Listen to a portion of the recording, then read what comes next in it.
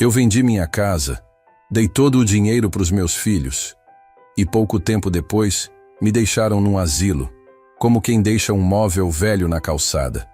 Nem olharam para trás. Fiquei dias esperando uma visita, um bilhete, qualquer sinal de lembrança, mas nada. Silêncio. Fui esquecido por quem eu mais amei. E é por isso que hoje eu decidi contar essa história. Porque tem dor que a gente não pode mais carregar calado.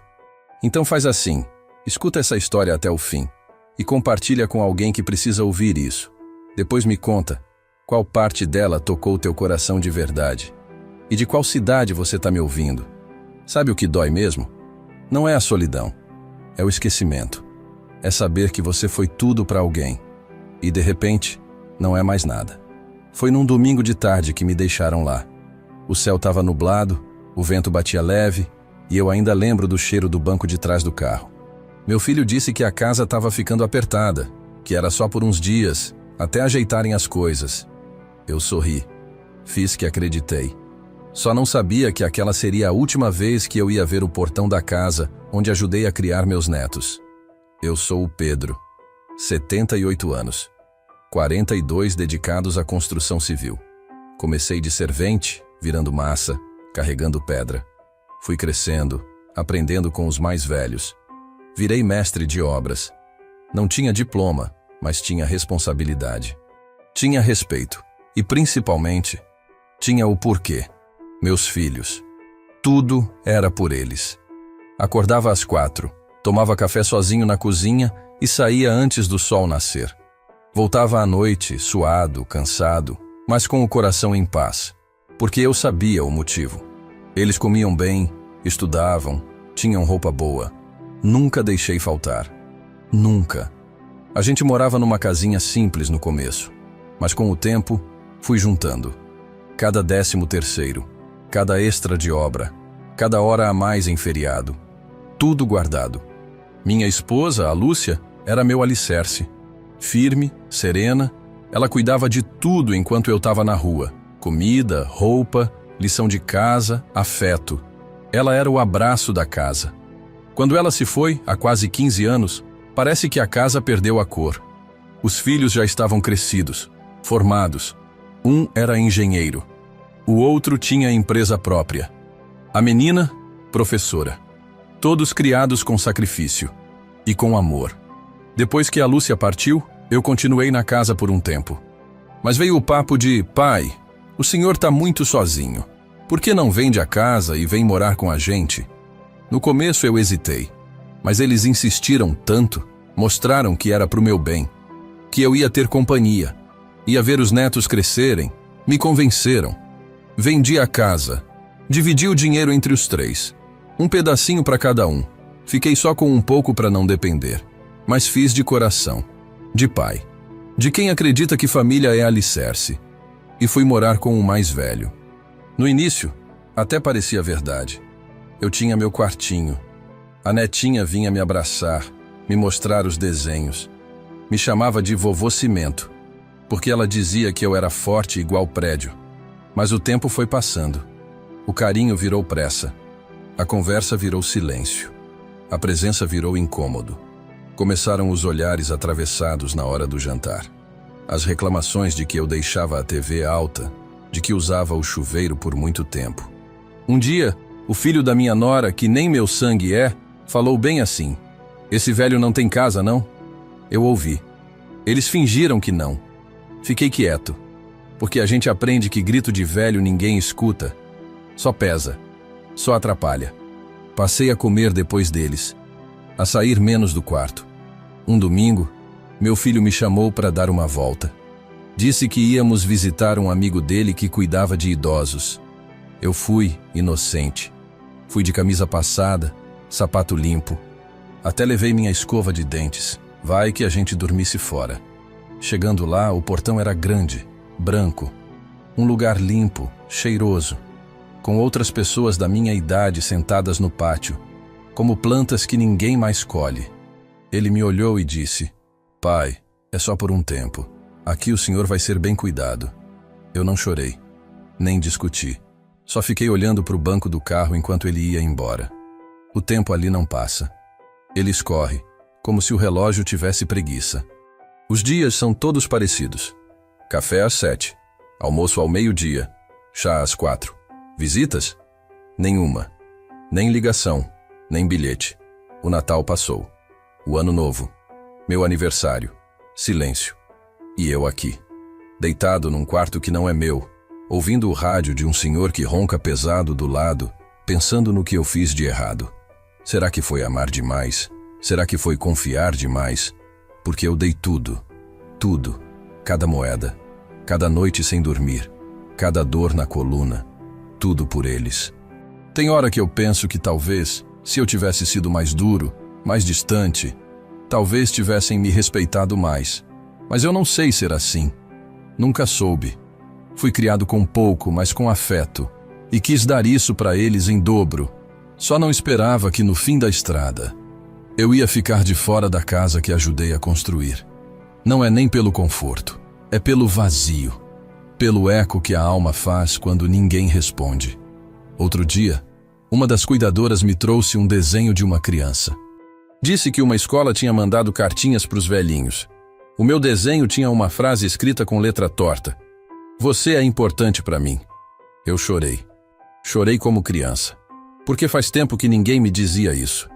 Ali, naquele pedaço de papel com cor de giz de cera, eu encontrei mais carinho do que em anos de silêncio. E sabe o que é mais estranho? Eu não tenho raiva deles. De verdade. Tenho saudade.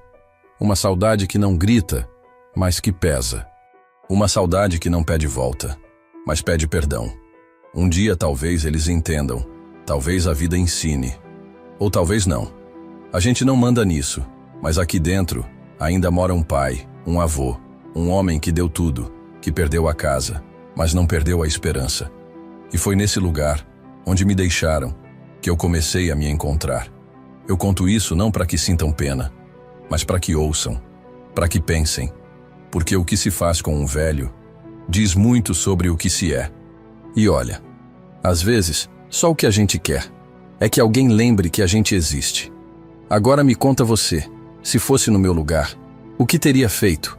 E aproveita, diz pra mim, tá me ouvindo de qual cantinho desse Brasil?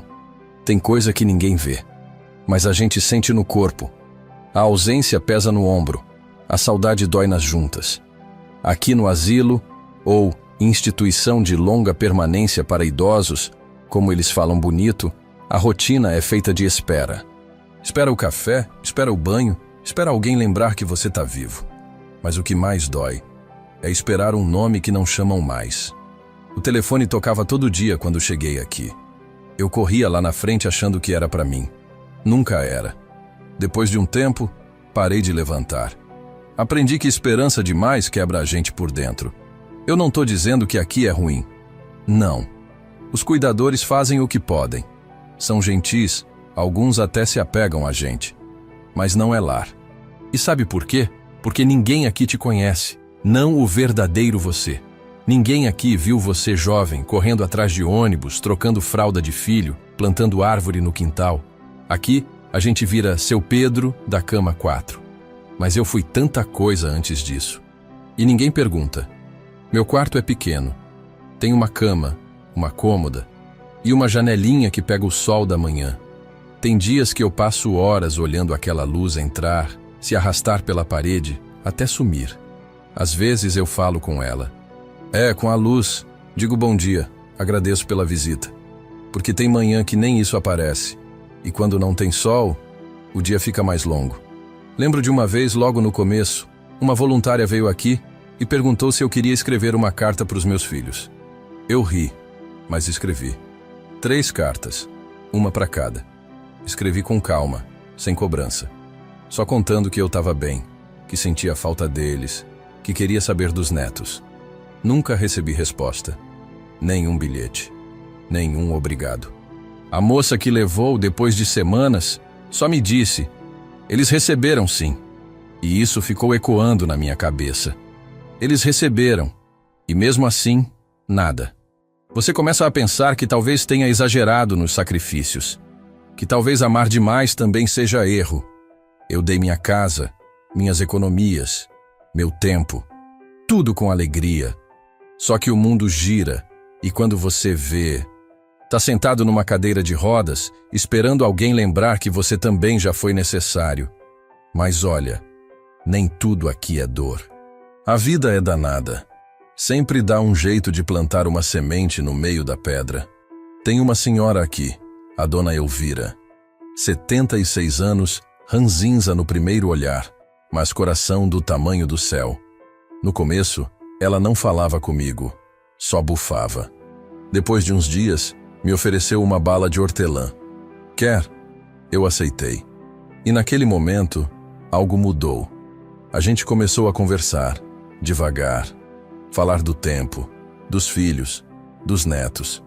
Descobrimos que moramos na mesma rua anos atrás, sem nunca se cruzar.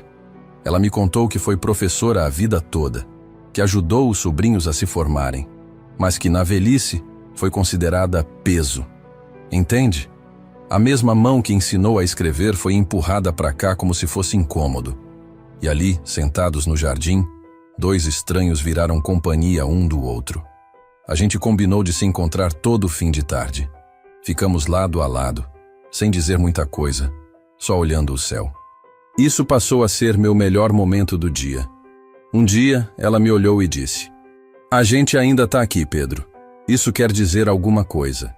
E eu nunca mais esqueci, porque é verdade. A gente ainda tá aqui. Ainda respira, ainda sente. Ainda tem memória e amor guardado. Só falta quem queira escutar. Outro momento marcante foi quando um dos cuidadores mais novos, o Rafael, veio me perguntar como era trabalhar na construção. Ele disse que o pai dele também foi pedreiro e que ele sempre admirou isso. Eu contei das obras, das enchentes, das gambiarras que salvavam o dia. Ele riu. Riu de verdade. E pela primeira vez em muito tempo, eu me senti útil. Eu vi no olho dele que ele estava ouvindo de verdade. Não era cortesia, era interesse genuíno. E aquilo me lembrou quem eu era. Tem tanta coisa que a idade não apaga. A gente ainda tem história, meu filho. A gente ainda tem o que ensinar. Só falta quem pare para ouvir. E às vezes, isso vem de quem a gente nunca imaginou. Não dos filhos nem dos netos, mas de um jovem cuidador, ou de uma senhora no jardim, ou até de uma criança que manda um desenho com um "você é importante para mim". Eu aprendi que a solidão não é o fim. É só uma curva no caminho. Às vezes a gente vira sozinho, mas lá na frente encontra gente boa. Eu ainda espero que meus filhos voltem, que passem aquela porta e digam: "Pai, a gente se arrependeu." Mas se não vierem, eu também já não sou mais o mesmo. Eu me reconstruí, em silêncio, com cicatriz, mas de pé. O asilo virou meu lugar, mas não meu fim. Aqui, eu renasci. De um jeito torto, talvez, mas renasci. Porque no fim, a vida sempre encontra um jeito de florescer. Mesmo quando a gente acha que já não tem mais raiz, a gente nunca sabe o que o tempo guarda. Nem sempre ele traz resposta, mas às vezes, ele traz reencontro. Foi numa tarde morna de terça-feira que o telefone da recepção tocou mais do que de costume. Eu não dei atenção no começo. Estava no jardim, sentado na sombra da única árvore que ainda dá flor ali dentro. Mas aí uma das cuidadoras, a Marina, veio até mim, meio sem jeito. "Seu Pedro, tem uma visita para o senhor. Tá lá na frente." Meu corpo gelou. O coração disparou devagar, como quem acorda com medo de sonhar de novo. "Visita? Para mim?" Levantei devagar. As pernas tremiam como se fossem andar pela primeira vez. Atravessei o corredor com o estômago embrulhado. Era como se cada passo me puxasse de volta para o passado. Mas continuei. Quando virei na entrada, lá estava ela, minha neta. A mesma que me chamava de vovô Cimento quando era pequena.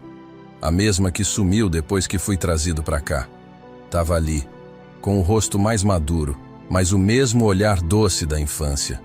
Ela ficou parada por uns segundos, como se também não soubesse por onde começar. E eu só consegui sorrir. "Oi, vô. Desculpa ter demorado tanto." Só essas palavras, e eu já não consegui mais segurar. Senti um nó vindo da garganta para o peito, uma mistura de alívio, dor e surpresa. Ela veio e me abraçou, um abraço apertado de quem ficou tempo demais longe. E naquele instante, eu soube Alguma coisa tinha mudado. A gente foi até o jardim, sentamos lado a lado. Ela disse que não sabia de nada, que os pais nunca contaram para ela onde eu estava, que descobriu por acaso, fuçando documentos antigos e depois conversando com a mãe num daqueles almoços em família, quando alguém deixou escapar. Ela ficou revoltada, disse que chorou sozinha, que sentiu vergonha e que prometeu para si mesma que ia me encontrar. Escutei tudo em silêncio. Cada palavra dela era como um remendo no tecido rasgado do meu peito. Ela me trouxe um livro de presente. É sobre arquitetura, vô. Achei que o senhor ia gostar. Sempre construiu tanta coisa bonita, mesmo sem diploma. Eu quase não conseguia abrir a boca. Segurei o livro como quem segura uma memória viva. Ela ficou comigo aquela tarde inteira. Me mostrou fotos do celular, falou da faculdade, dos planos. Disse que queria me ver mais vezes. Eu apenas ouvia, tentando não parecer fraco demais. Mas por dentro, eu era menino outra vez. Depois que ela foi embora, voltei para o meu quarto devagar. Fechei a porta, me encostei na parede e fiquei ali, quieto. Como se precisasse entender se aquilo tudo tinha mesmo acontecido. O cheiro do perfume dela ainda estava no ar. E pela primeira vez em anos, eu dormi sorrindo. Os dias seguintes passaram diferentes. A janelinha do quarto parecia mais clara. A comida tinha mais gosto. A conversa com Dona Elvira até rendeu risada. Ela disse que eu estava com cara de quem viu coisa boa. E eu vi mesmo. Porque aquele encontro me fez lembrar que minha história ainda estava sendo escrita. Que nem tudo tinha acabado. Mas junto da alegria, veio também a pergunta inevitável. Por que ninguém me procurou antes? Por que meus filhos, meus próprios filhos, me apagaram da vida deles como se eu fosse um erro? Essa dúvida não some. Ela apenas fica mais quieta, mas vive aqui dentro. Mesmo assim, aquela visita da minha neta reacendeu algo em mim. Me deu vontade de viver, de contar minha história, de mostrar que, mesmo machucado, ainda havia coisa boa aqui dentro. Porque ser velho não é ser acabado, é ser inteiro de memórias. E às vezes, a gente só precisa que alguém venha lembrar disso. A partir daquele dia, comecei a escrever num caderno. Nada muito certo, só pensamentos soltos. Coisas que vivi, que senti, que aprendi. Marina, a cuidadora, viu e me trouxe mais folhas. Disse que era bonito ver um idoso escrevendo. Que talvez um dia alguém quisesse ler. Eu ri, mas continuei. Escrevi sobre a infância pobre no interior, sobre o primeiro amor, sobre o dia em que eu entreguei meu último salário da obra para comprar o vestido de formatura da minha filha. Escrevi sobre a dor de enterrar a Lúcia e sobre o vazio da cadeira ao lado da cama que ninguém mais ocupava. Foi como abrir uma caixa fechada por dentro e ali, entre um parágrafo e outro, eu me vi inteiro de novo. Eu não sei se meus filhos um dia vão bater na porta, mas agora, eu sei que eu ainda sou lembrado por alguém. E isso já muda tudo. Depois da visita da minha neta, algo mudou aqui dentro. Não foi barulho, não foi milagre. Foi silêncio com sentido. Um silêncio bom, de quem não espera mais o impossível, mas começa a enxergar o que ainda pode ser. O asilo continuava o mesmo. Horários marcados, vozes baixas, janelas velhas. Mas eu comecei a ver tudo diferente. Como se a presença dela tivesse virado uma lente nova nos meus olhos. Nos dias que seguiram, comecei a reparar mais nos outros também. Nos velhinhos esquecidos como eu. Gente que também teve família, história, luta, mas que agora vive entre a cama e o refeitório. Dona Elvira, por exemplo, começou a contar mais da vida dela. Disse que perdeu 2 filhos, um para a distância, outro para a indiferença, e que a pior coisa que existe é ter gente viva que age como morta para você. Eu entendi cada palavra. A neta voltou, 2 semanas depois, e dessa vez trouxe bolo. Bolo mesmo, caseiro, com a cobertura escorrendo no canto.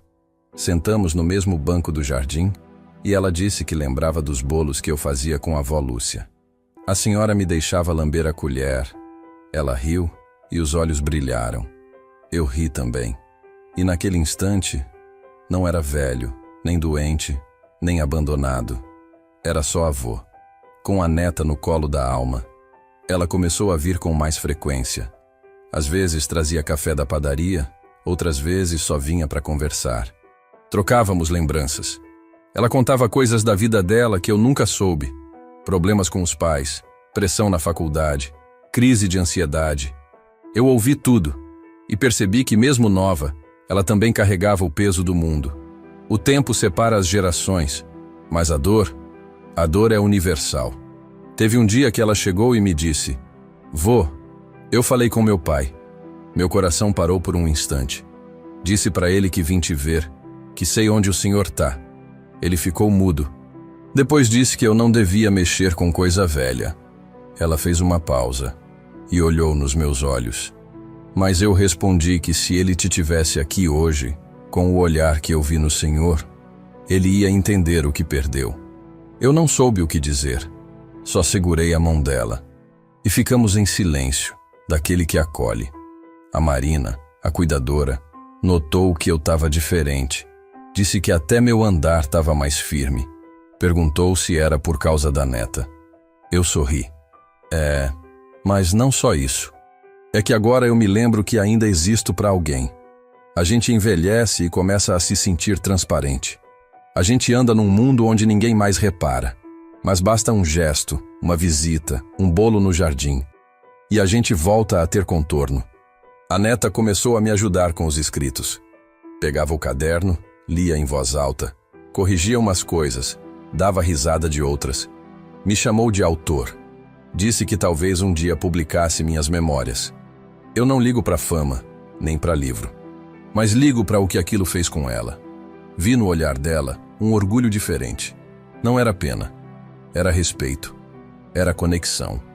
Um dia, eu contei para ela sobre a vez que meu filho, o pai dela, teve febre alta de madrugada. E que eu andei quase 2 quilômetros no escuro, com ele no colo, para achar remédio. Ela ficou muda. Ele nunca contou isso. Eu balancei a cabeça. Tem coisa que a gente não conta mesmo, só faz. Mas agora, olhando para ela, achei que talvez fosse hora de contar. Esse caderno virou um espelho. Escrever me fez voltar para mim. Descobri que ainda tinha coisa para dizer. Ainda tinha vida guardada nos cantos do peito. Comecei a ajudar outros aqui dentro também. Teve um senhor, o Zeca, que não falava quase nada. Um dia me viu escrevendo e sentou do lado. Perguntei se ele queria tentar. Ele escreveu o nome da esposa que já morreu. Só isso. Mas quando terminou, chorou feito criança. Porque às vezes a palavra que falta é a que liberta.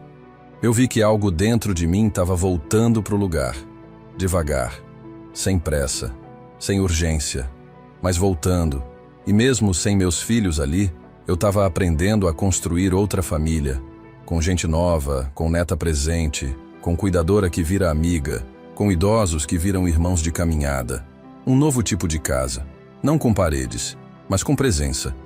E por mais estranho que pareça, comecei a sentir menos raiva. A mágoa ainda está aqui, claro que tá, mas ela ficou menor. Porque agora tem coisa boa fazendo peso do outro lado. Demorou, mas veio. A vida tem dessas coisas. Quando você já está quase acostumado com o silêncio, ele é quebrado por um som que você não sabe se queria ouvir. Era uma manhã comum. Café com pão sem sal, rádio ligado baixinho no corredor, o som do rodo passando no chão. Tudo normal. Até que ouvi meu nome sendo chamado na recepção. De novo. Só que dessa vez, não era a neta. Fui andando devagar, coração desconfiado. Os passos mais curtos. Quando virei o corredor, lá estava ele. Meu filho do meio. O empresário. O mais duro. O que sempre teve as palavras como arma. Tava ali, de pé, de camisa social, cabelo ajeitado, mas o olhar era outro. Era de quem veio mais por obrigação do que por arrependimento. Mas veio. A gente se olhou por uns segundos longos, e ninguém falou nada. Ele pigarreou, mexeu no celular, e por fim disse: "Oi, pai." Não teve abraço, não teve sorriso. Só o oi, seco, frio, que parecia ter atravessado anos de distância. Eu respondi com um "Oi, filho", mais calmo. Não por orgulho, mas porque meu coração já tinha apanhado tanto que não tinha mais força para cobrança. Sentamos numa mesa lá no fundo. Ele ficou com os braços cruzados. Disse que a filha, minha neta, tinha insistido muito para ele me ver, que ela estava magoada com a forma como tudo aconteceu, e que ele achava justo, pelo menos, vir até aqui. Eu escutei, sem interromper. Nenhuma palavra sobre a casa, nenhuma sobre o dinheiro, nenhum pedido de desculpa, nada. Só aquele jeito apressado de quem quer riscar uma obrigação da lista. Mas no meio daquela conversa torta, ele baixou os olhos e, por um momento, a voz falhou. Eu não sabia que o senhor ainda escrevia. A Amanda me mostrou umas páginas. Tá tudo lá, até coisas que eu nem lembrava. E aí, ele fez uma pausa. Ela chorou lendo. Eu também. Essa frase me acertou em cheio, porque não foi ensaio. Foi verdade. Dura, envergonhada, mas verdade. A primeira brecha real em anos. Fiquei quieto por alguns segundos, deixando ele sentir o peso do que falou. E aí respondi. Eu não escrevo para acusar ninguém, filho. Só para não esquecer quem eu fui. Ele assentiu com a cabeça. E aquele gesto, pequeno, quase imperceptível, foi o mais perto de um pedido de perdão que já vi dele. Não teve abraço no fim. Nem promessas, mas ele apertou minha mão, forte. E com os 2 olhos baixos disse, eu vou tentar vir de novo, tá? E foi embora. Só isso. Mas para mim, foi muito. Voltei pro quarto mais devagar do que fui. Não por cansaço, mas por peso emocional. Me deitei sem som, sem rádio, sem nada. Fiquei ali olhando pro teto, sentindo cada batida do coração. Ele veio. Meu filho veio. E ainda que tenha sido por causa da filha dele, ele veio. E ficou por quase 1 hora. Pode parecer pouco para quem vê de fora. Mas para quem foi esquecido, é uma eternidade. Os dias seguintes foram esquisitos. Fiquei meio dividido entre a esperança e o medo. Esperança de que ele voltasse. Medo de que fosse só uma visita simbólica para acalmar a consciência da neta. Mas continuei escrevendo. E comecei a colocar ali não só memórias, mas reflexões. Coisas que eu aprendi na dor, e outras que ainda estou aprendendo. Porque, mesmo velho, a gente aprende. Dona Elvira disse que notou meu semblante mais macio. Achei engraçado. Nunca me chamaram de macio antes, mas entendi o que ela quis dizer. A mágoa não estava tão exposta, estava mais quieta, não resolvida, mas mais suportável. E isso, por aqui, é um milagre. Marina me incentivou a escrever uma carta para o meu filho. Respondi que já tinha escrito demais, mas fiquei pensando. Talvez um bilhete, algo simples. Não para cobrar, mas para plantar mais uma semente. Porque por menor que tenha sido, aquela visita deixou um rastro. E a gente nunca sabe o que brota de um gesto aparentemente pequeno. E eu sei que não vai ser fácil. Sei que talvez leve tempo, ou talvez nunca se resolva como eu gostaria. Mas agora, eu tenho a neta. Tenho um filho que, pelo menos, me olhou nos olhos. E tenho a mim mesmo, mais inteiro do que já estive em muito tempo. Tem gente que a gente perdoa antes mesmo de pedir desculpa. E tem gente que, mesmo pedindo, a ferida continua aberta. Eu já estava me acostumando com o silêncio da casa, com as tardes no jardim e com as visitas da minha neta, que viraram quase rotina. Até que um dia, o improvável aconteceu. Foi numa sexta-feira. Um dia calmo, com vento leve batendo nas janelas. Eu estava no refeitório quando ouvi um nome que me fez gelar. Seu Pedro. O senhor tem visita. É o mais velho. Na hora, meu corpo travou. O mais velho. O filho por quem eu vendi a casa, com quem fui morar, que me deixou aqui sem olhar para trás. A última lembrança que eu tinha dele era o banco do carro e a desculpa ensaiada de que seria por pouco tempo. Meu sangue ferveu, mas eu respirei fundo, me levantei e fui. Lento, mas fui. Quando cheguei na sala de visitas, ele estava lá, em pé, braços cruzados, olhando pela janela.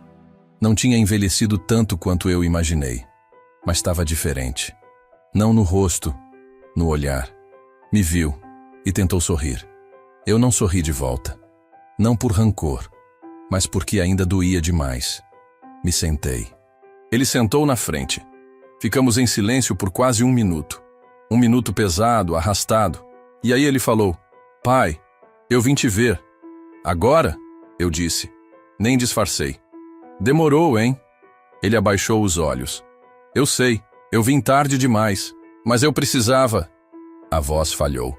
Ele engoliu seco e continuou. "A Amanda me pressionou. Disse que tinha o direito de te ter por perto, que a gente errou. E eu não tenho desculpa." Eu escutei. Só isso. Escutei. Não interrompi. Não gritei. Porque a dor já tinha feito tanto barulho dentro de mim que agora só restava a escuta. Ele falou mais um pouco.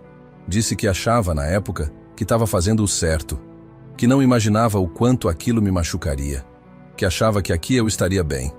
"Melhor do que sozinho", ele disse. E essa frase me cortou de novo. "Você me tirou da minha casa. Eu não estava sozinho. Eu estava no lugar onde construí minha vida, onde sua mãe morreu, onde seus filhos cresceram." Ele ficou quieto. "Você não me colocou aqui para cuidar de mim. Colocou para esquecer." Ele chorou. Pela primeira vez na vida adulta, eu vi meu filho chorar. Não de raiva, não de frustração, de arrependimento. E foi estranho, porque por dentro eu queria levantar e abraçar, dizer que estava tudo bem. Mas meu corpo não se mexeu. A mágoa ainda era maior do que o impulso. Ele ficou mais um tempo.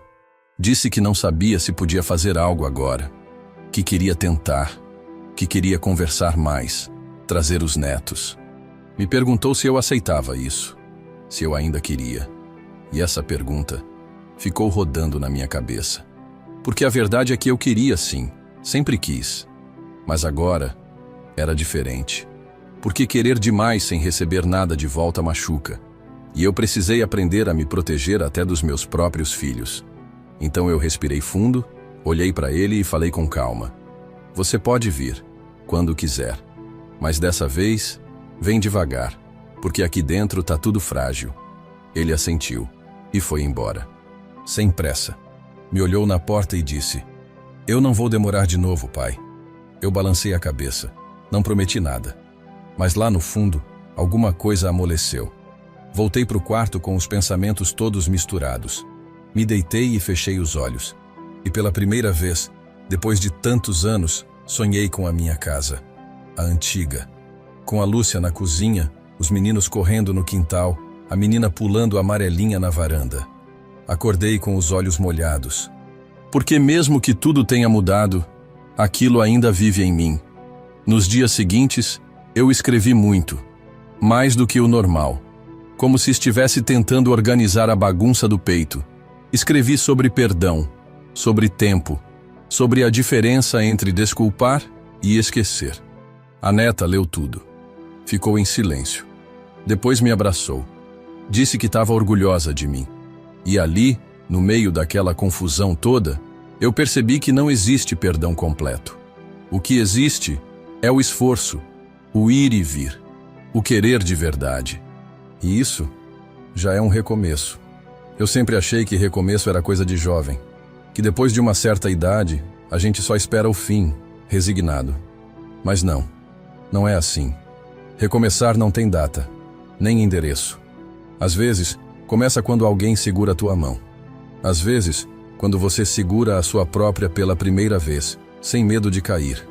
Depois daquelas visitas dos meus filhos, uma fria, outra dolorosa, eu podia ter me fechado de novo. Era o caminho mais fácil. Voltar para o silêncio, para o canto da parede, para o café sem conversa. Mas alguma coisa dentro de mim não deixou. Talvez tenha sido a neta, talvez tenha sido a escrita, ou talvez tenha sido a vontade de não morrer em vida. Comecei a me levantar mais cedo, a caminhar mais pelo jardim, a puxar conversa com os outros. O pessoal aqui já me conhecia de vista, mas agora vinham sentar perto, perguntar das histórias. Tinha um senhor, o Arlindo, que vivia calado. Depois que leu uma das minhas anotações, começou a me chamar de professor. Disse que lembrava do pai dele, que também escrevia. E ali, entre uma lembrança e outra, ele contou do irmão que nunca mais viu. Chorou. E pela primeira vez, falou por mais de 10 minutos seguidos. A cuidadora ficou surpresa. Eu não, Porque às vezes a gente só precisa de alguém que escute de verdade. As cuidadoras também mudaram comigo.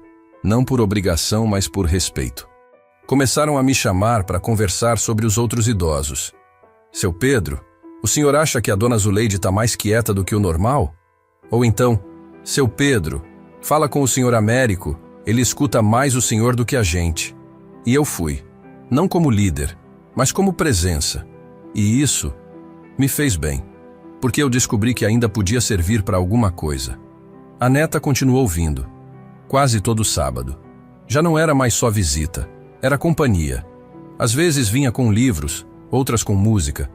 Um dia, trouxe um gravador e perguntou se podia registrar algumas histórias minhas. É para um trabalho da faculdade, sobre memórias que não viraram livro. Eu topei. E ali, com aquele aparelhinho gravando minha voz rouca, eu senti que estava deixando um pedaço de mim no mundo. Ela me entrevistava como jornalista, mas eu via no olhar dela o brilho de neta. Às vezes parava e dizia: "Vô, eu não fazia ideia de tudo isso." E eu respondia: "Ninguém faz, minha filha, porque a gente só conta quando alguém pergunta." E aí ela ria, e eu também. Foi nessa época que eu voltei a sonhar. Não com a casa velha, nem com a Lúcia, mas comigo mesmo, com coisas novas. Comecei a imaginar a possibilidade de sair dali de vez, não por revolta, mas por vontade de viver mais. A neta cogitou me levar para morar com ela. "Não agora, vô. Ainda estou me estruturando. Mas um dia, se o senhor quiser." Eu não disse nem sim, nem não. Mas aquele um dia me alimentou por semanas. Os filhos ainda não voltaram. O do meio mandou uma mensagem por ela perguntando se eu precisava de alguma coisa. O mais velho mandou um bolo no meu aniversário. Frio, comprado, com um cartão impresso. Mas teve meu nome. E isso já foi mais do que os anos anteriores. A maior mudança, porém, não foi deles. Foi minha. Eu comecei a olhar para o espelho com menos dureza. A enxergar no velho que me encarava um homem que resistiu. Que caiu, sim. Mas que não se deixou virar poeira. E isso, para mim, já é vitória. Também criei coragem de visitar a ala dos acamados. A Marina me levou. Disse que era bom para eles ver alguém com mais disposição. No começo fiquei impactado. Mas depois, comecei a conversar. Tinha um senhor que não falava fazia semanas. Quando eu contei de um acidente que tive numa obra, ele soltou um riso abafado. "Igualzinho aconteceu comigo em 1973, falou. A enfermeira chorou.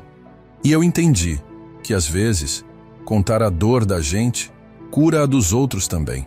Esse lugar aqui ainda é difícil. Ainda tem dias em que a solidão me aperta, principalmente quando as luzes se apagam. Mas hoje eu durmo sabendo que não sou invisível, que minha história está sendo ouvida. E mais que isso, está sendo lembrada. Eu não sou só um número na ficha. Não sou o da cama 4. Sou Pedro, pai, avô, homem. E ainda estou aqui. Eu sempre achei que minha resistência era de ferro.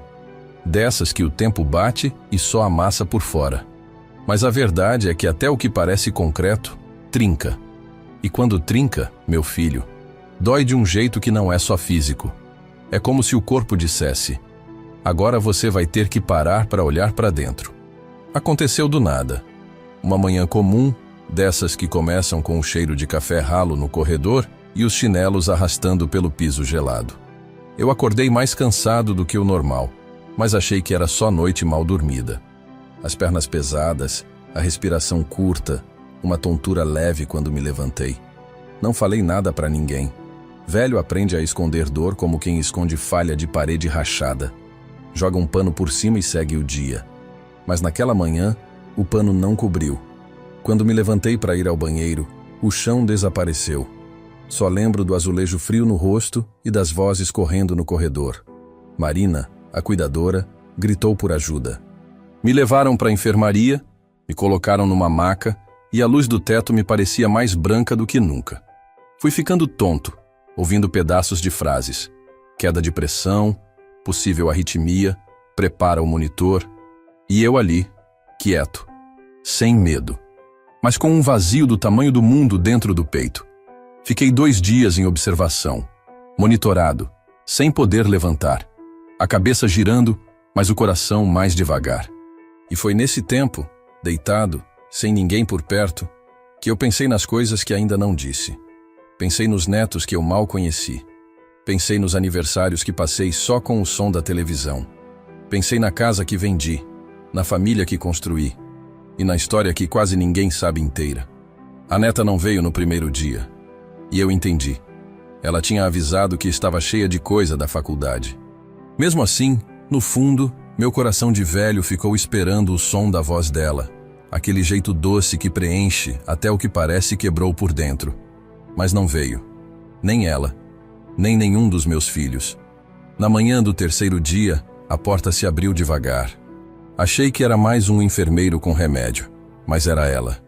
Entrou com a cara aflita, cabelo preso de qualquer jeito e mochila jogada nas costas. Quando me viu, os olhos encheram d'água. Vô, por que não me avisaram antes? Eu não tinha resposta. Só estendi a mão e ela veio. Me abraçou com cuidado, mas com firmeza. Aquele abraço valeu mais do que qualquer remédio. Ela ficou ali. Me trouxe um pedaço de pão doce e um livro. Disse que andou mostrando meu caderno para uma professora da faculdade e que a mulher ficou encantada. Ela disse que o senhor tem ouro nas mãos, vô, que tem que virar livro. Eu ri, fraco. Ouro velho não vale muito, minha filha. Ela balançou a cabeça e disse: vale para quem precisa de luz, vô. E suas palavras são isso. Conversamos por mais de 1 hora. Ela leu alguns trechos do que copiou do caderno, com minha letra torta, cheia de correções feitas a lápis. Me ouvi lendo por ela, e isso me emocionou, porque vi minha vida saindo da boca de alguém que me ama. Não era só texto, era memória viva. No fim daquela tarde, antes de ir embora, ela me fez uma promessa. Assim que o senhor melhorar, a gente começa a montar o livro, juntos. Vou cuidar disso com o mesmo carinho que o senhor cuidou da gente. E aí me entregou um envelope. Dentro, uma folha impressa com o título Memórias de um avô que não esqueceu. Eu segurei aquilo como se fosse o meu nome sendo devolvido depois de anos apagado. Mas o mais inesperado aconteceu no dia seguinte. Ainda deitado, ouvi passos apressados no corredor. Marina apareceu na porta e disse sem jeito: seu Pedro, tem visita, seu filho mais velho. Meu peito gelou. Senti as batidas do coração acelerarem e por um segundo achei que ia desmaiar de novo. Ele entrou devagar. Roupa de trabalho, cara de quem não sabia se devia estar ali. Ficou parado na porta. Oi, pai. Soube da queda. Resolvi vir. Eu não respondi. Só olhei. Ele sentou na cadeira ao lado, em silêncio. Depois de alguns segundos disse: a Amanda me falou das histórias. Eu não sabia que o senhor guardava tudo isso.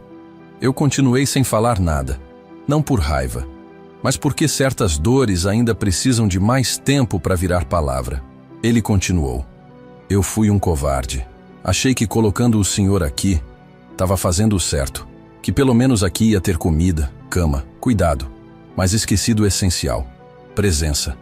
Perdão, pai, não sei se dá para consertar, mas eu precisava dizer. E pela primeira vez vi meu filho engolindo o próprio orgulho. Ele chorou. Eu também.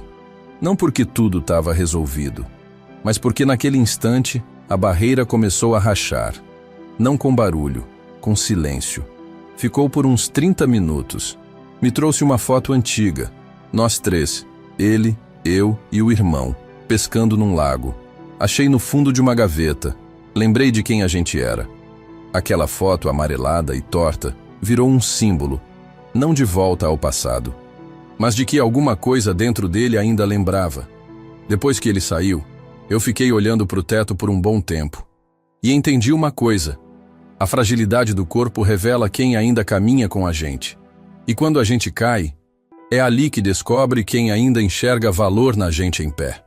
Na semana seguinte voltei para o quarto. Mais fraco, sim, mas com a alma em pé. A neta passou a vir dia sim, dia não. O filho do meio mandou mensagem com frequência. O mais velho, ainda distante. Mas agora pelo menos me vê, e isso já é alguma coisa. O caderno continua. As palavras agora têm mais firmeza.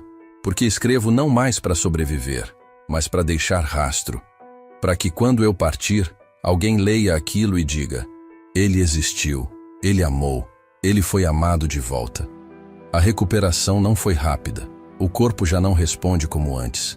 Cada passo ainda era calculado, cada escada um desafio, mas agora eu tinha algo que não tinha antes, um motivo para levantar da cama. E isso, meu filho, muda tudo, porque o que sustenta mesmo a gente no mundo não é remédio, é sentido. A neta começou a vir com frequência ainda maior.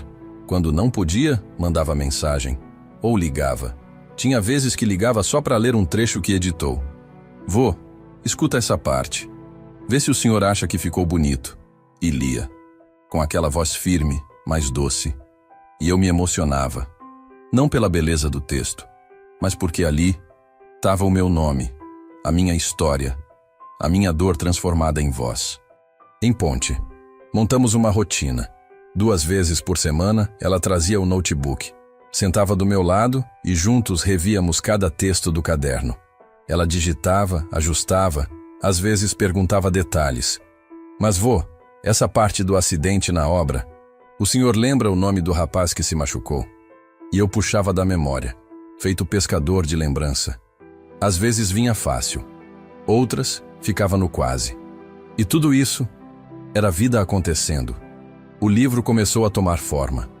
Um título, um prefácio que ela quis escrever com as próprias palavras.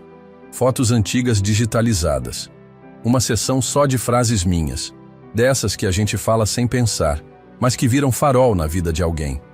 Eu não entendia muito bem o processo, mas entendia a emoção dela, o orgulho, a dedicação.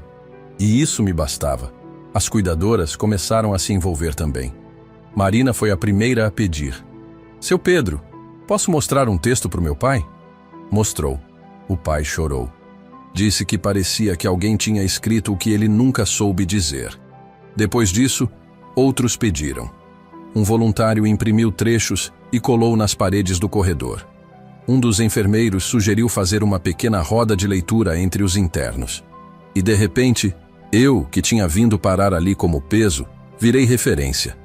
Teve um dia que Dona Elvira, minha velha companheira de jardim, disse com um sorrisinho escondido: Pedro, o senhor virou o avô de todo mundo aqui. Aquilo me pegou, porque no fundo, era isso mesmo. Eu deixei de ser só pai dos meus filhos, para ser espelho, abraço e escuta de quem nunca teve nem voz. A aproximação com os filhos foi vindo devagar, sem pressa. O do meio passou a me visitar 1 vez por semana. O mais velho, ainda com dificuldade, mandava mensagens pela neta. Ele não sabe como olhar no seu olho ainda, avô, mas está tentando. E eu entendia, porque a vergonha, às vezes, é maior do que o arrependimento. Mas o tempo, quando é sincero, vai amolecendo a casca da mágoa. Foi numa dessas visitas que recebi um convite inesperado. Minha filha, a caçula, aquela que tinha se afastado por influência do marido, mandou o recado pela neta. Quero visitar o pai, se ele quiser me ver. Eu quis, é claro que quis. E quando ela chegou, parecia um reencontro com uma parte minha que tinha sumido. A gente chorou, falou pouco, mas se olhou muito. E se olhar com verdade, também é perdão. Ela me trouxe uma colcha, feita por ela, ponto por ponto. Disse que era para me aquecer, mas eu sabia, era mais que isso, era para remendar. E quando ela me cobriu com aquele tecido, eu senti como se algo dentro de mim tivesse se encaixado de novo. Com o livro quase pronto, a neta começou a organizar um lançamento simbólico ali mesmo no asilo. Não vai ser evento grande, vô, mas quero que todos saibam quem o senhor é. Eu não sabia se ria ou se me escondia. Fiquei emocionado, mas com um certo medo de exposição. E ela me acalmou. Não é para fama, é para que sua história inspire quem está esquecendo que ainda tem história. O Arlindo, o Zeca, a dona Zuleide, todos se envolveram. Fizeram um ensaio de leitura, cartaz na porta. Um dos voluntários imprimiu os primeiros exemplares num formato simples, mas bonito. O título ficou: A Voz que Ficou, Memórias de Pedro. E na dedicatória, a neta escreveu: Ao avô que me ensinou a nunca abandonar quem nos ensinou a andar. Naquela tarde, No refeitório transformado em sala de leitura, eu me vi rodeado por pessoas que até pouco tempo atrás nem lembravam meu nome. A neta leu trechos. Marina chorou. Um dos filhos apareceu de surpresa. E pela primeira vez, vi nos olhos deles algo que esperava há anos. Respeito. Não foi só orgulho. Foi reconhecimento. E naquele momento, eu entendi. Mesmo que a vida me tenha levado casa, conforto e presença, ela me devolveu sentido, escuta e legado. Porque no fim, meu filho, o que a gente deixa não é só bem material. É marca, é nome dito com carinho. É história contada por quem decidiu que a gente não ia terminar esquecido. Depois do lançamento do livro, a rotina mudou. Não nas tarefas. O café ainda era servido às 7, o banho às 10 e a novela às 6. Mas mudou aqui dentro.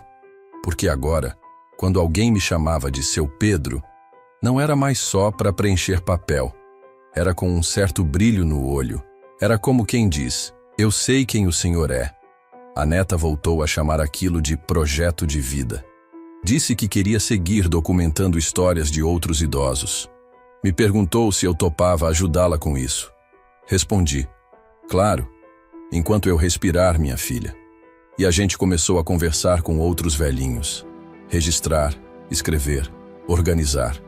Teve gente que contou coisas que nunca disse nem para os filhos. Gente que sorriu ao lembrar o próprio nome de infância. E eu entendi.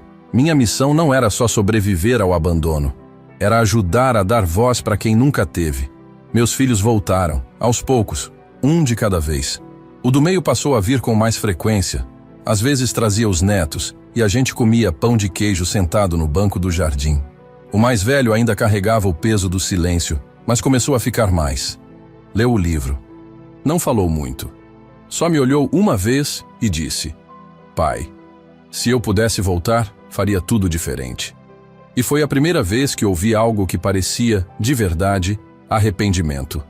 Mas o que mais me marcou foi o dia em que os três apareceram juntos. Trouxeram um álbum novo, com fotos antigas, restauradas, e no meio, uma página em branco, com um recado escrito à mão. A gente quer recomeçar daqui. Eu chorei, porque entendi que às vezes a justiça não vem na hora que a gente espera. Mas vem. Vem torta, com atraso. Mas vem. Com a saúde mais frágil, passei a sair menos do quarto. Mas o quarto já não era prisão. Era morada. Decorado com fotos, desenhos dos bisnetos, livros que me deram. Meu nome, antes esquecido, agora estava gravado na capa de um livro, nas palavras da neta, no abraço dos que chegaram tarde. Mas chegaram. Na última conversa que tive com Dona Elvira, antes dela partir, ela segurou minha mão e disse, a gente não morre quando o corpo para. A gente morre quando o mundo esquece que a gente existiu. E você vai durar por muito tempo. Eu nunca mais esqueci isso. Hoje eu escrevo menos. As mãos doem, a vista falha, mas escrevo ainda. Porque escrever, para mim, virou oração. Cada linha que deixo registrada é como um tijolo que coloco num lugar que já tentaram derrubar. E agora, ninguém mais derruba. A neta está finalizando a 2ª edição do livro. Vai apresentar num congresso da faculdade. Disse que quer levar minha história para o mundo. Eu só pedi uma coisa, que ela nunca se esqueça de onde eu vim, nem de onde ela veio, porque nossas raízes são feitas de tudo que a gente lutou para manter em pé.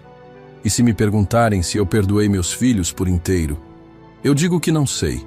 Talvez tenha perdoado no silêncio, ou talvez tenha aprendido a viver mesmo sem esperar tudo de volta.